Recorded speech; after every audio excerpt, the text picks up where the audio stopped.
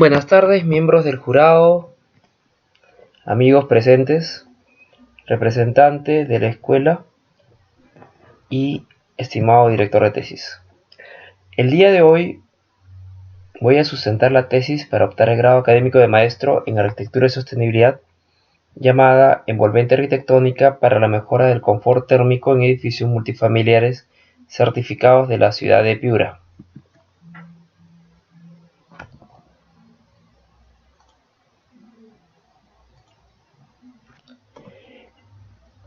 En principio, hay que entender 4 ideas. La primera es que en general la calidad de vida en la vivienda no es una opción sino un derecho.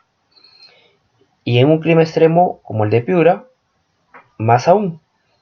Nuestro país se encuentra en un despegue económico y eso va a implicar la posibilidad del uso de la climatización, si es que las condiciones de la vivienda no son las mejores.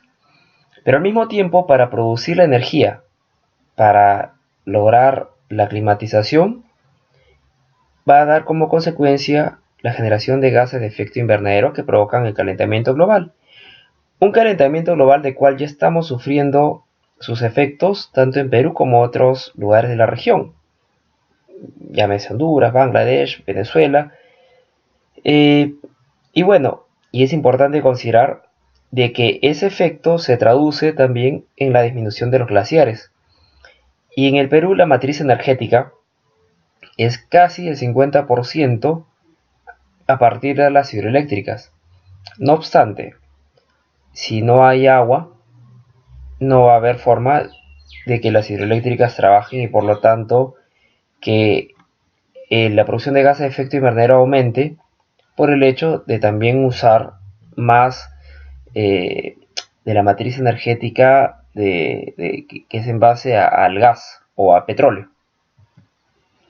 De por sí, la norma G010 es mandatoria para que todo proyecto tenga en cuenta el criterio de temperatura interior y ruido para que no atente contra el confort y la salud. Se trató de instrumentalizar a través de la norma M110 que no ha tenido mayor efecto porque en principio es optativa y requiere una revisión antes de que ésta sea obligatoria. La respuesta del Estado ha sido bastante prudente, en un primer momento a través del bono de vivienda sostenible, que tenía en el tercer punto el aspecto bioclimático, pero que se cumplía con el compromiso de asistir a una conferencia sobre criterios de esta índole. Ya a partir del 24 de enero del 2020 se ha promulgado el decreto supremo que incorpora estos criterios dentro del bono del buen pagador y permite mayores posibilidades para el que la compra, porque el precio de la vivienda sostenible va a ser menor, posiblemente igual que una tradicional, pero al mismo tiempo podría ser hasta igual en caso extremo, pero definitivamente sus facturas van a ser menores o se presume que así lo serán porque tiene sistemas de ahorro de agua y algunos criterios de energía que van a hacer que su cuenta mensual sea menor. Ahora, por otra parte, el Fondo Mi Vivienda ha otorgado créditos y de ellos el 70% se han referido a Lima y Callao, pero el 15.4% a la macrorregión norte. Entonces ya vemos que la macrorregión norte, donde se ha podido detectar que hay climas extremos, tiene una gran participación en el Fondo Mi Vivienda. Y en el bono Mi Vivienda Sostenible se han logrado otorgar o certificar 4.200 viviendas, más que prácticamente en la mayoría de las regiones, alcanzando el 43.52%. Pero al mismo tiempo, así como hemos visto que la cantidad de viviendas en Piura certificadas es altísima, vemos que la severidad climática es también mayor que en otros lugares. Si aplicamos el estándar ASHRAE 169-2013 y evaluamos qué tipo de zona son cada una de las ciudades donde hay presencia del Fondo Mi Vivienda a través de los proyectos certificados, vemos que Piura es la que tiene condiciones más extremas. Eso lo vemos a través de los grados días de enfriamiento. Ningún grado día de calentamiento, que quiere decir que no hay momentos en el año con frío, sino básicamente calor. Lo recorroboramos evaluando estaciones meteorológicas de Piura. Esta es de la misma ciudad de Piura, Sullana, Morropón. A medida que nos acercamos a la sierra, puede que los puntos extremos de calor disminuyan un poco, pero en las ciudades de la costa de Piura o en el mismo Piura, vamos a ver que son extremos. Prácticamente en los momentos más cálidos, por ejemplo en febrero de 2019, alcanzaban sin ningún tipo de inconvenientes casi los 38.2 grados, casi 39. Y en los momentos más fríos no bajaba de los 22 grados. Obviamente es un lugar muy cálido. Y esto sucede en la madrugada y esto hacia las 2 de la tarde, mediodía, ¿no?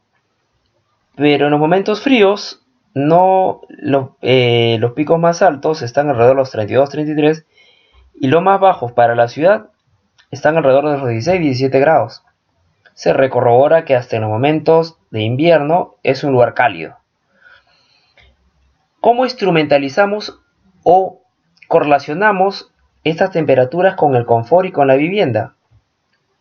Para ello hemos decidido usar en la investigación el estándar 55-2017 confort adaptativo, el cual se basa primero que nada en que no hay climatización, que además el residente en este caso puede elegir la cantidad de ropa, puede aperturar ventanas y los espacios no son muy profundos y al mismo tiempo su tasa metabólica, es decir, su actividad es de la más que tiene menor actividad, es decir, máximo puede estar sentado, caminando, pero haciendo tramos cortos, ¿no?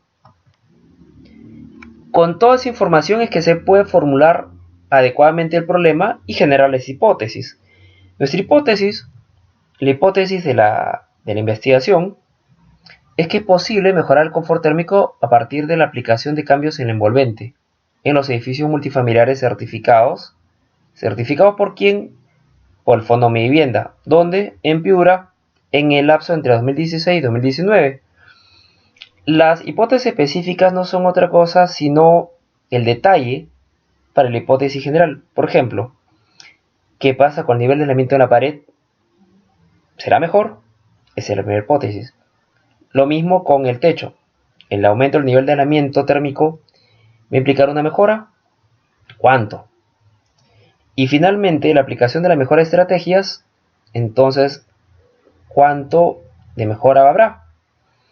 Para ello, finalmente tenemos 6 indicadores, o 6 casos.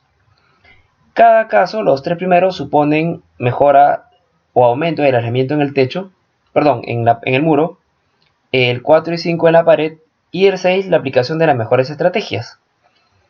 Se evalúa en forma ascendente, es decir, se va corroborando las mejoras para que en el 6 se apliquen. ¿A partir de qué valor escalar? ¿Cuál va a ser el que nos va a dar la pauta de qué tanta es la mejora? La cantidad de horas en confort adaptativo. Entonces, tenemos la línea base, que es el muro de concreto. Prácticamente son placas muy delgadas, entre 10 o 12 centímetros. Luego, ese mismo caso con una cámara de aire 34 milímetros. Estos son perfiles 34 o 35 milímetros con unas planchas de fibra cemento. Y el tercer caso implica un sistema de un material aislante en el centro, ¿no? Dentro de los 34 milímetros. Quiere decir que comenzamos casi con 4 watts por metro cuadrado grado Kelvin como transmitancia de este, hasta llegar a 1.4. Aproximadamente va disminuyendo en la tercera parte, ¿no? Casi 1.3, 1.3, bueno, aproximadamente, ¿no? A nivel de criterio.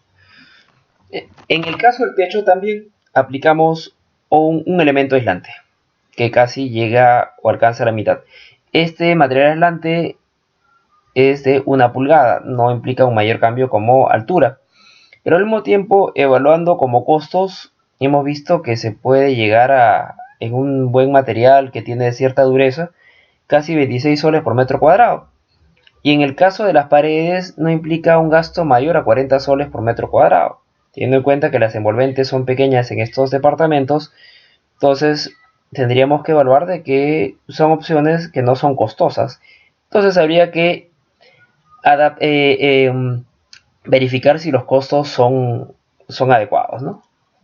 Entonces, para abonar a la confusión, si vemos las normas internacionales, por ejemplo, para un caso de un clima de este tipo, de la zona 1, SRAE, implica niveles de aislamiento que están muy por debajo del caso extremo que hemos evaluado. Entonces lo que pretendemos es, a partir de el caso base y sus mejoras, ver si van en línea con lo que se prevé en este documento internacional, que es ASHRAE 90.1, y que es internacional, es aplicable para todo el mundo. Y si vemos la norma M110, que no es un promedio para el material opaco en sí mismo, sino un promedio ponderado con el elemento acristalado, vemos que también son cantidades menores. Caso 1, el que dije, caso típico. Caso 1 y 4 son similares. La diferencia es que se aplica caso 1 para la comparación con el 2 y el 3. El 2, lo que se dijo que era un material aislante, bueno, el aislante es la cámara de aire. Y el último, que es lana de vidrio. En el caso 4 es la losa convencional, pero tenemos que aplicarle algún elemento vertical, que en este caso es el mismo del 1. El 5 es ya la losa aislada con 1 pulgada.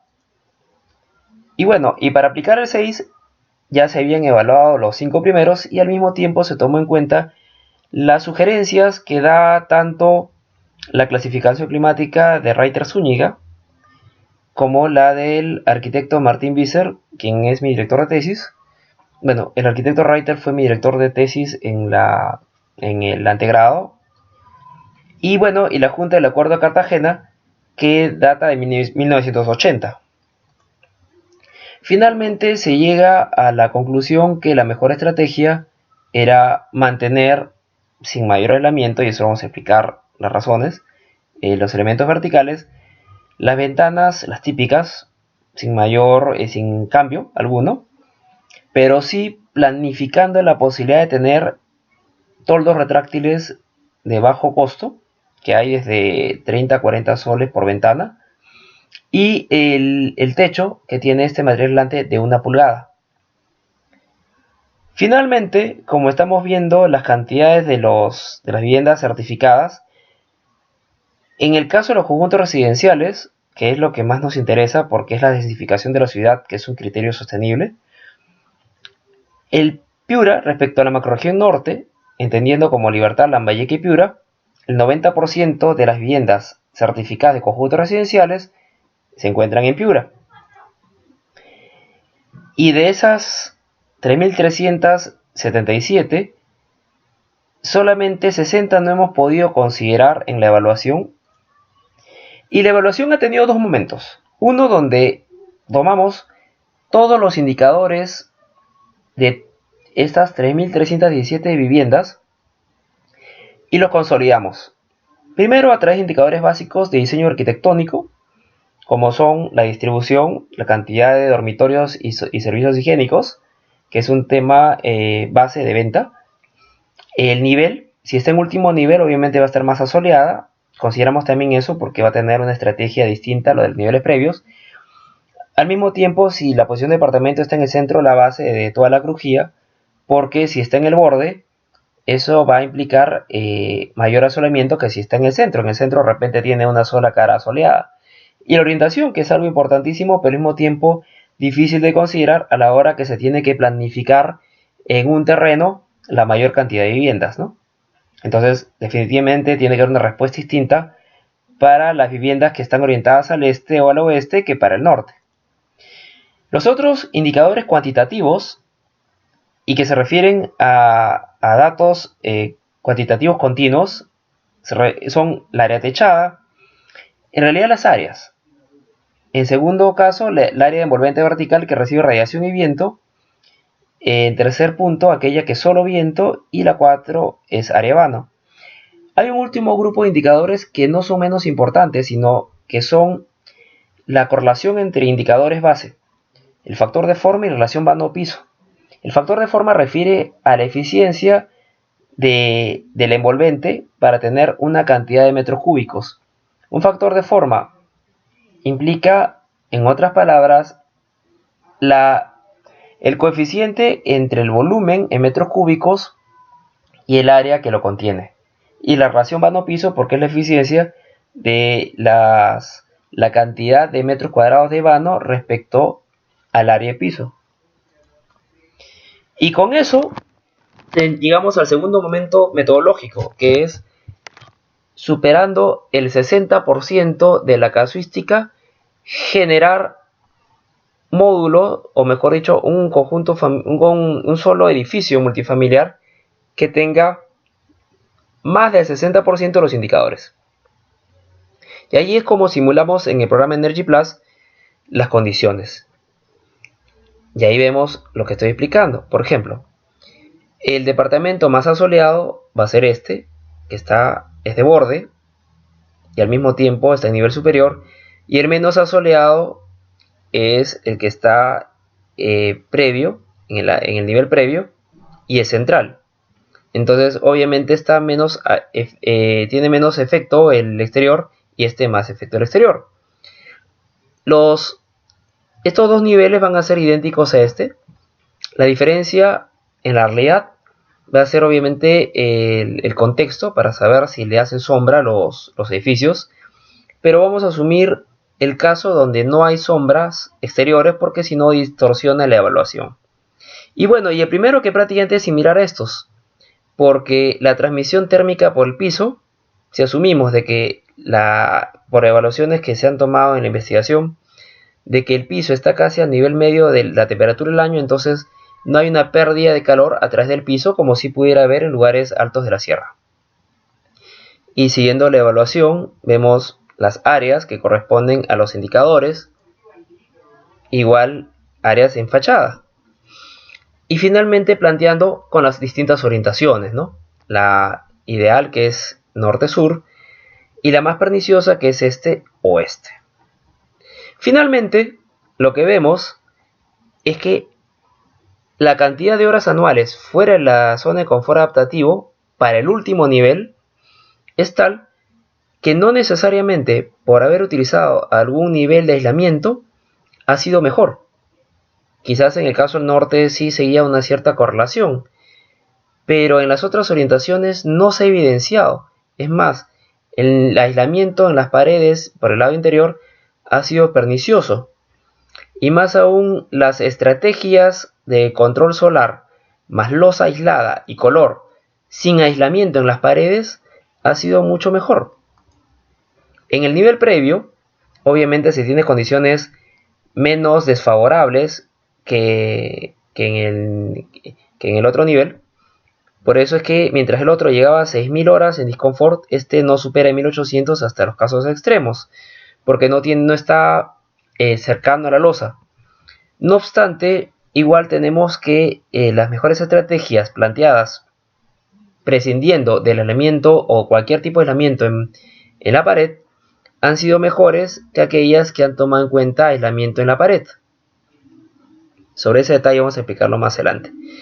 No obstante, la mejor forma de poder mostrar esto es a partir de considerar la cantidad de horas adicionales en confort. Entonces vemos que para el nivel último, es decir, para los edificios del último piso, tenemos que, para el caso de los departamentos oeste, sur, este, tanto central como borde, ha sido totalmente contraproducente haber aumentado algún tipo de aislamiento, sea solo cámara aire o lana de vidrio. Peor todavía en el caso de lana de vidrio. Y que ha sido infinitamente mejor tener solamente control solar, color claro en la fachada y en el techo, y el aislamiento, eso sí, de la losa.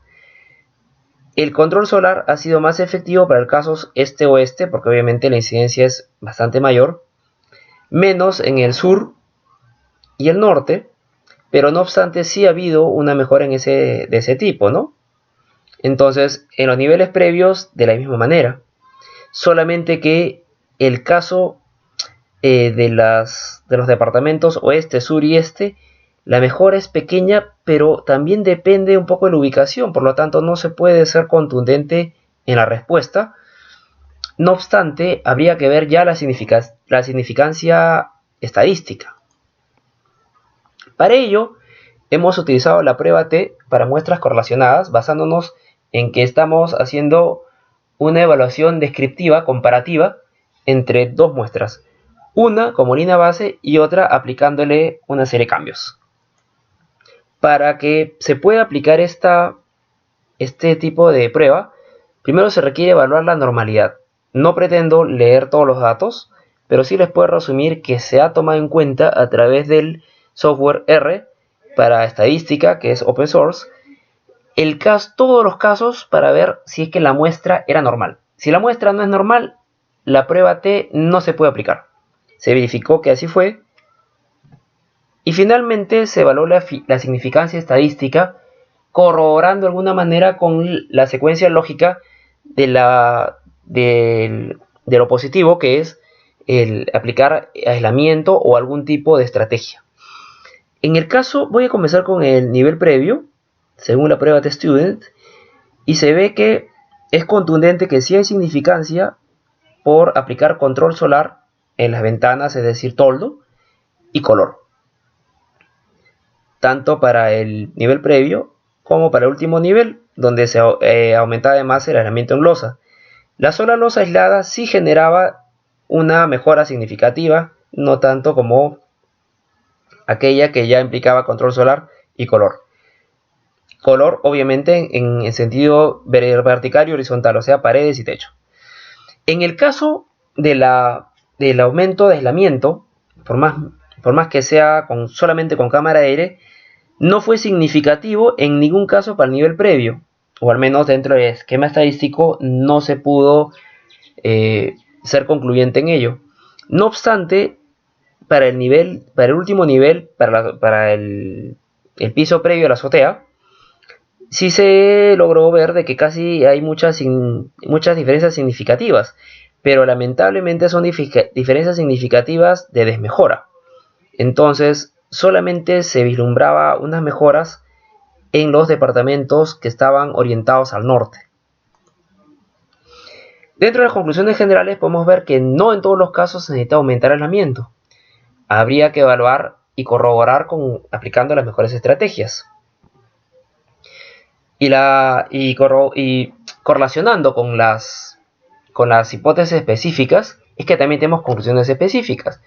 En el caso de la pared de concreto, que prácticamente son placas de 10-12 centímetros, solamente para el caso de los departamentos del norte podría considerarse un aislamiento siquiera de cámara aire. No obstante, como se va a ver más adelante, hay actividades que son o que tienen mayor impacto que este. En el caso del techo, definitivamente sí, se requiere un tipo de aislamiento en las paredes. Definitivamente, perdón, del techo. Se requiere definitivamente en el techo. Y en el caso de de las estrategias generales, tenemos que definitivamente el aislamiento térmico de techo es importante. Pintar las superficies horizontales y verticales de un color claro también es importante. Colocar toldos retráctiles o cualquier método para evitar la ganancia térmica tras las ventanas en las salas, comedores y dormitorios es muy razonable, porque la ganancia térmica a través de ellos es muy alta. El tamaño de las ventanas, aunque sería mejor, obviamente, mientras más grandes, por el hecho de que predomine el calor, no se ha tomado como una variable por el hecho de que ciertos momentos del año las temperaturas son superiores a los 33 grados o 32. Por ello, el movimiento del aire podría ser contraproducente porque está por encima de la temperatura de la superficie del cuerpo. Ahora, aplicando las mejores estrategias se puede lograr hasta 48% de aumento en las horas anuales en lo que es mejora y 14,77 en los niveles previos. Finalmente, las recomendaciones se refieren al planteamiento de la norma M110, que tiene que ser verificada para los lugares cálidos, posiblemente más que un aislamiento para los lugares que no requieren climatización. Se debe de evaluar estrategias que sean obligatorias para disminuir la carga térmica. Asimismo, como segunda y tercera, tenemos que ver en principio que el Fondo Mi Vivienda evalúe incorporar estrategias quizás paramétricas que impliquen que no se necesite hacer una evaluación por cada proyecto. De momento es necesario que se haga una evaluación cuantitativa, no solo cualitativa, de las estrategias para poder certificar al bono. Y por último, evaluar de que no necesariamente todas las certificaciones internacionales que se basan en generar aislamiento van a ser aplicables a nuestro medio, sobre todo cuando se refieren a los elementos verticales. Y eso se debe a que muchas de estas certificaciones se basan en el uso de la climatización. Si se estuviera usando climatización, definitivamente el aislamiento sí es la mejor opción. Repito, la diferencia en esta evaluación que se ha aplicado para la tesis es que son para lugares no climatizados, es decir, con ventilación natural, y que se determina a partir de la ventilación natural que debe de alcanzar las mejores condiciones. Muchas gracias.